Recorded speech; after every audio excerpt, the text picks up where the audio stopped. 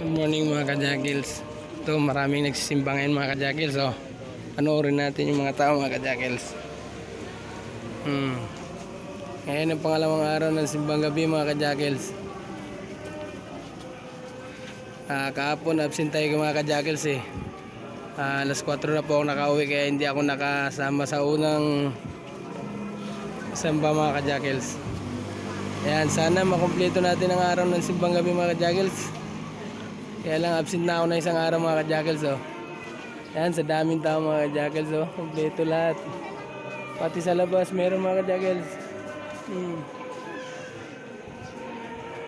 Ayan, ganda ng simbahan namin mga kajakils.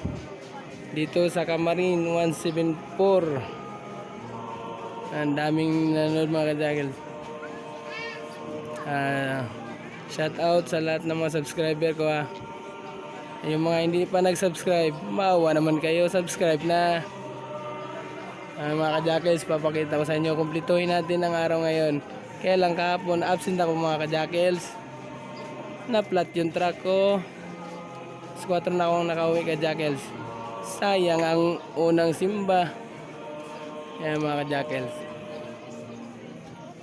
Yan, sana lang makumpleto nyo rin mga kajakils yung simbang gabi.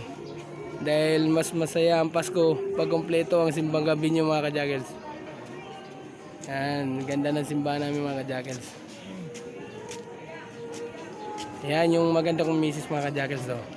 Ang misis ni Jacqueline. Yan simbahan ko mga kajakils.